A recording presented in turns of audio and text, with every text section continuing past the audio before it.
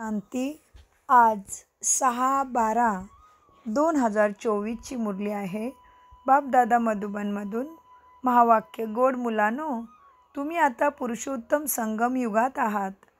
तुम्हाला इथे राहून नवीन दुनियेची आठवण करायची आहे आणि आत्म्याला पावन बनवायचं आहे. प्रश्न. बाबांनी तुम्हाला अशी कोणती समज दिली आहे ज्यामुळे तुमच्या बुद्धीचे कुलूप उघडले आहे? उत्तर. बाबांनी या बेहद अनादी ड्रामाविषयी म्हणजे हे सतयुगापासूनचं कलियुगाचं चक्र कसं चालतं त्याची समज दिली आहे, ज्यामुळे बुद्धीला जे अगोदरचे गोदरेजचं कुलूप लागलं होतं, म्हणजेच सत्याचा परिचय नव्हता, ते उघडलं. पत्थर बुद्धीपासून पारस बुद्धी बनलो.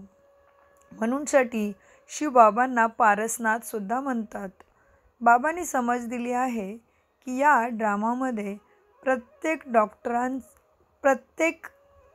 ॲक्टरचा म्हणजे प्रत्येक मनुष्याचा, प्रत्येक ॲक्टरचा आपला आपला अनादी पार्ट आहे, ज्याने कल्पापूर्वी जेवढा अभ्यास केला आहे तेवढाच आता देखील करतील. पुरुष करून आपला वारस आणि पुरुषार्थ करून परमपिता परमात्मा म्हणजे आपला पित्याकडून जरूर सुखशांतीचा वारसा घेतील. बाबा म्हणतात, मी तुम्हा मुलांना रुहानी म्हणजे आत्मा, प्रकाश, लाईट, रुहानी मुलांच्या प्रती बाबा तुम्हाला परमधाममधून, ब्रह्मांडमधून येऊन, तुमच्या समोर येऊन ब्रह्माच्या शरीरामध्ये साक्षात मनुष्य रूपामध्ये येऊन ब्रह्माच्या वाणीद्वारे तुम्हाला हे सद्गतीचं ज्ञान शिकवत आहेत. जेव्हापासून पिता बनले आहेत तेव्हापासून टीचर देखील आहेत आणि जेव्हापासून मग सद्गुरूच्या रूपामध्ये शिकवण देत तेव्हापासूनच सद्गुरूच्या रूपामध्ये पण शिकवणच देत आहेत. हे तर मुलांना समजतच आहे की जर ते पिता, टीचर, सद्गुरू आहेत म्हणजे लहान मूल तर नाही आहेत ना. सर्वश्रेष्ठ मोठ्यात मोठे आहेत बाबा. बाबा जाणतात की ही सर्व माझी मुले आहेत. ड्रामा प्लॅन अनुसार तुम्हीच माझी भक्ती द्वापरयुगापासून करत तुम्हाला सद्गती देण्यासाठी बोलवत असता. म्हणूनसाठी मी तुमच्याच हाकेला मान देऊन आता मी आलो आहे. म्हणूनसाठी तुम्ही माळा जपता, गुरु करता, मला प्राप्त करण्यासाठीच हे सगळं करत असता. मग तुमचा भक्तीचा पाठ आता पूर्ण झालेला आहे. म्हणूनसाठी भगवंत शिकवण्यासाठी सद्गतीचं ज्ञान देऊन तुम्हाला अखंड सुख प्राप्त करून देण्यासाठी आलेला आहे. तर हे किती ज्ञान आनंदाने शिकलं पाहिजे. तर बाबा म्हणतात, हे सर्व ज्ञान तुमच्या बुद्धीमध्ये नंबरवार बसतं. म्हणूनसाठी विष्णूची देखील माळा म्हणून तुम्ही ब्राह्मण बनता, तर मग ब्रह्माची आणि शिवाची देखील माळा पाहिजे ना. हे सर्व ज्ञान तुमच्या बुद्धीमध्ये नंबरवार आहे. ऐकतात तर सगळेच, पण समजतात मात्र जो जसा अभ्यास करेल त्यानुसार. गोड खूप वर्षानंतर भेटलेल्या मुलांच्या प्रती मातपिता बापदादांची प्रेमपूर्वक आठवण आणि शुभप्रभात.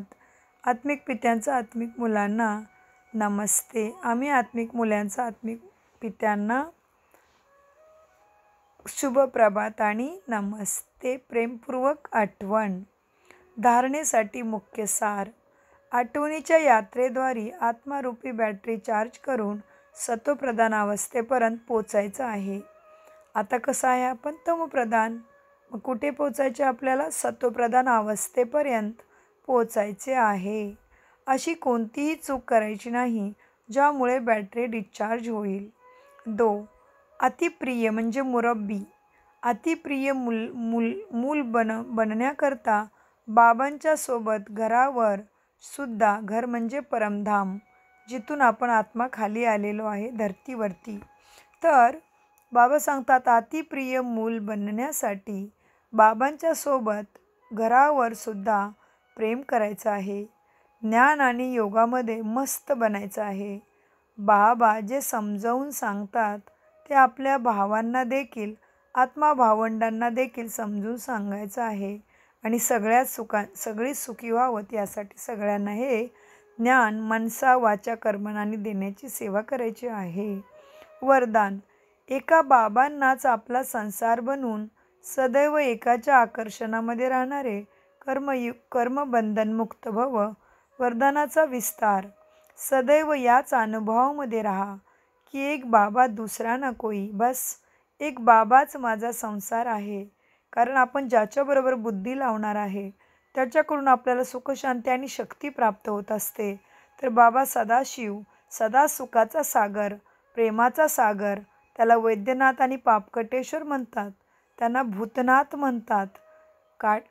म्हणूनसाठी बाबांना आपण मनबुद्धीमध्ये आपलं सगळ्या नात्यांच्यामध्ये जर आठवण केली तर बाबांच्याकडून आपल्याला त्या सर्व शक्ती प्राप्त होत असतात. बाबा सांगतात याचा अनुभव विश्वभरामध्ये 140 देशातले आपले आत्मा भावंड करत आहेत दिन आणि रात्र. तर बाबा आपल्याला वरदानाच्या विस्तारामध्ये सांगतात एक बाबा दुसरा ना कोई, बस एक बाबाच संसार आहेत. इतर कोणतेही आकर्षण नाही, कोणतेही कर्मबंधन नाही, स्वतःच्या कोणत्या कमजोर संस्कारांचे देखील बंधन नसावे. जे कोणावर माझेपणाचा अधिकार बाळगतात त्यांना राग अथवा अभिमान येतो, हे देखील कर्मबंधन आहे. परंतु जेव्हा बाबाच माझा संसार आहेत ही आठवण राहते तेव्हा सर्व माझे एका बाबांच्या मध्ये सामावून जाते आणि कर्मबंधनामधून सहजपणे मुक्त होतात. बोधवाक्य. महान आत्मा ती आहे जिची दृष्टी आणि वृत्ती बेहदची आहे. महान आत्मा कोण आहे? सगळ्यांच्या सुखाची कामना करणारी. बेहद म्हणजे पूर्ण विश्व सुखमय झालं पाहिजे. ज्याची दृष्टी आणि वृत्ती अशी आहे तेच महान आहेत. ओम शांती, ओम शांती, ओम शांती. गोड गोड बाबांचं अनगणित पदम गुना आभार शुक्रिया. तुम्ही बाबांचे देवदूत फरिश्ता मुलांचंही शुक्रिया.